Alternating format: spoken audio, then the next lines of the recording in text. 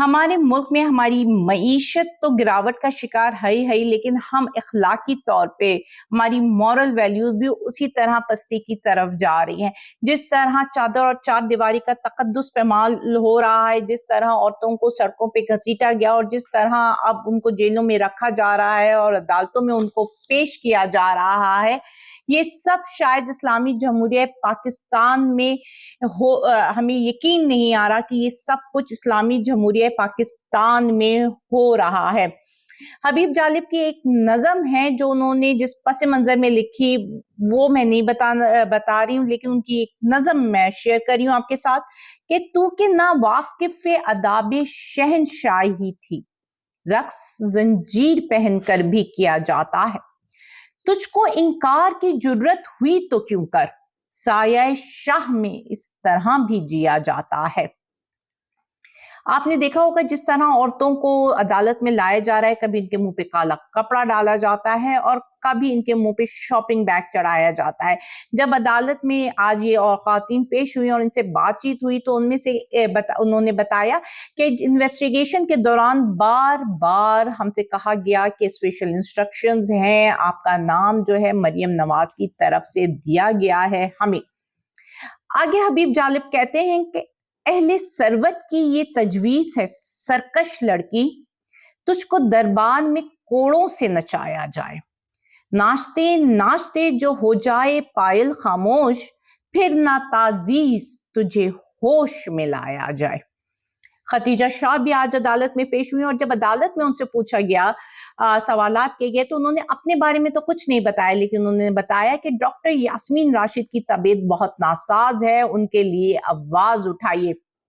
Doctor Yasmin Rashid जो कि एक कैंसर की मरीजा रह चुकी हैं, उनकी उम्र 70 साल की है और वो डॉक्टर है, गायनी डॉक्टर, जिनकी लिखी हुई किताबें इंटरनेशनली पढ़ाई जाती हैं। हम उनके साथ ये सलूक कर रहे हैं। आगे हबीब जालिब कहते हैं, लोग इस मंजरे जहकाह को जब देखेंगे और बढ़ जाएगा कुछ सतवते शाही का जलाल, तेरे अंजाम से हर शख्स को इबरत होगी, सर उठाने का राया को ना आएगा ख्याल। तबाई शाहाना ये जो लोग गिरा होते हैं, हाँ इन्हें जहर भरा जाम दिया जाता है। हमारे मुल्क के हालात यही है, हुकूमत को जो लोग पसंद नहीं होते उनको फिर जहर भरा जाम दिया जाता है। सियासी जोड़ तोड़ अपने अरूज में है। परवेज खटक और असद कैसर गए तो मुज़ाकरात करने थे, लेकिन करके आए वो प्रेस कॉन्फ्रेंस और परवेज खटक ने जो है अपने ओहदे से इस्तीफा दे दिया। अभी पार्टी नहीं छोड़ी, लेकिन असद कैसर उनके साथ बैठे तो थे, लेकिन उन्होंने कुछ नहीं कहा। ये प्रेस कॉन्फ्रेंस शायद 1 मिनट से भी कम की होगी और वहां पे सिर्फ एक माइक था, एक चैनल था और वो था जियो। आपने हामिद मीर को देखा होगा, आजकल हामिद मीर बहुत बड़े बड़े दावे कर रहे हैं, बातें कर रहे हैं। वो कह रहे हैं कि इमरान खान को तो पता ही नहीं उनके साथ क्या होने वाला है। तो मैं बताती चलूं, ये हामिद मीर का कोई तज्जिया नहीं होता। हामिद मीर जब आपको कोई बात कह रहे होते हैं तो उनको पीछे से फीड कर दी जाती है, उनको बता दिया जाता है ये हो रहा है। अब ये तुम जो है लोगों का माइंड सेटअप कर दो, माइंड बना दो कि अब ये बुरा होने जा रहा है, तो वो जो है ना लोगों को जिस तरह कहते हैं मेंटली प्रिपेयर करते हैं। इसका मतलब ये कहीं ना कहीं ये फैसला हो गया है कि इमरान खान के साथ कुछ बड़ा हाथ होना है, जिस तरह के हामिद मीर अपनी इंटरव्यूज में या अपने शोज में या प्रोग्राम्स में बता रहे हैं। क्योंकि सियासी जोड़ तोड़ अरूज में है, पर अभी तक जहांगीर तरीन की तरफ से कोई पार्टी अनाउंसमेंट नहीं हुई और इतनी जल्दी मुतवक्का भी नहीं है, क्योंकि लोगों से मुलाकातें तो हो रही हैं लेकिन कमिटमेंट किसी की तरफ से भी अभी नहीं आई है।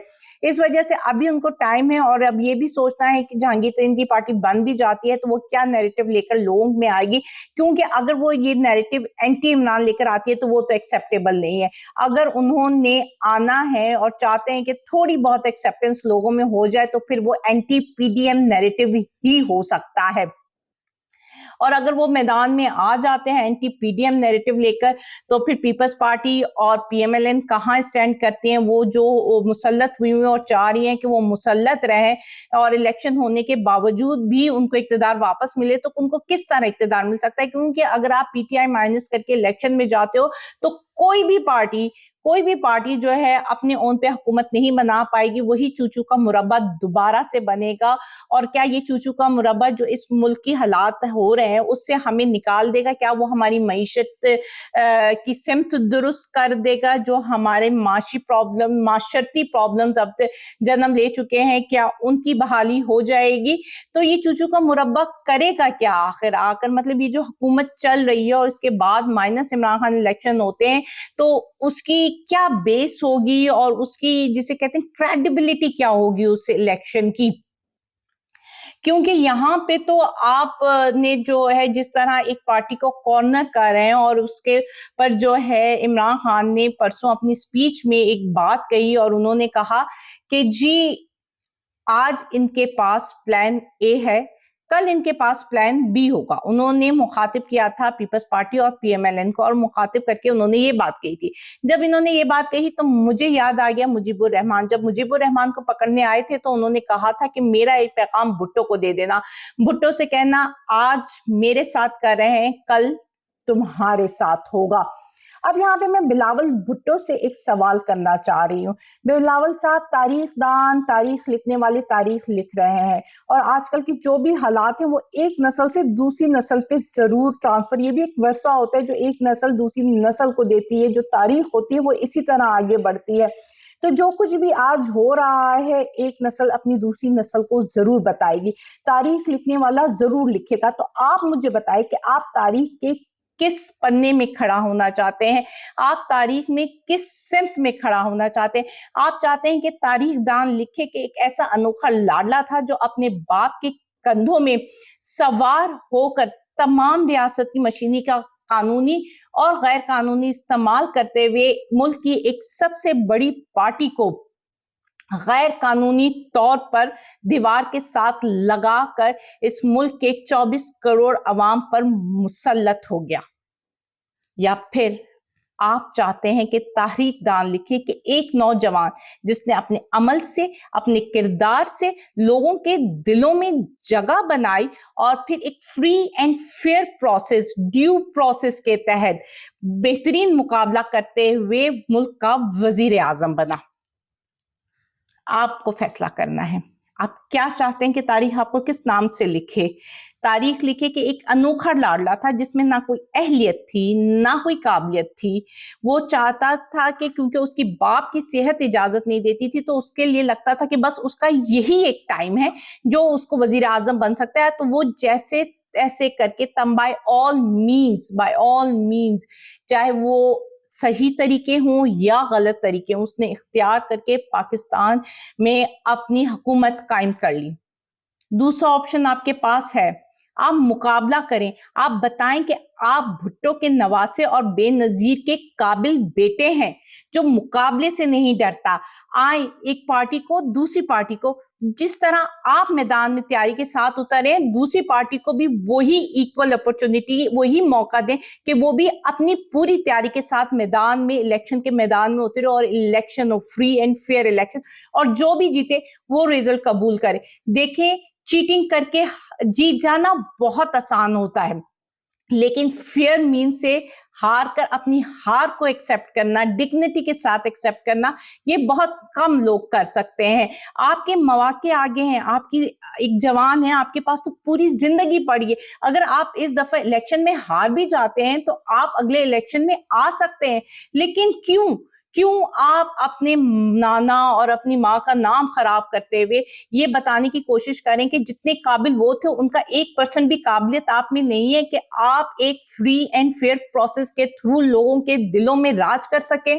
आपके नाना ने लोगों के दिलों में राज की थी, अवाम की सपोर्ट उनके साथ थी, लेकिन अनफॉर्चुनेटली अभी अवाम की सपोर्ट आपके साथ नहीं है, वो आपके साथ नहीं खड़े हो रहे। और अगर आप चाहते हैं कि अवाम की सपोर्ट आपके साथ हो, लोग आपके साथ हो, तो आप अपने किरदार और अपने अमल से ये साबित कीजिए, ना कि ये जो जबर का बाजार गर्म हुआ है उसका आप पार्ट बनिए। आप क्या अपने पीपल्स पार्टी का बंदा कहता है जी जो तशद्दुद होता है वो रियासती हथियार होता है, जब वो ये बात कहता है तो वो ये जस्टिफाई कर देता है कि जो भुट्टो के साथ ज्यादतियां हुई या जो बेनजीर के साथ ज्यादतियां हुई वो बिल्कुल जायज है, वो बिल्कुल ठीक है।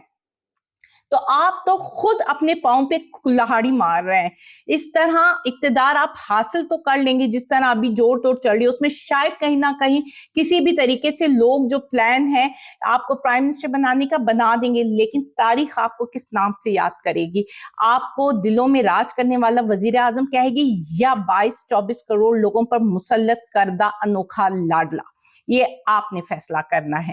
اللہ حافظ.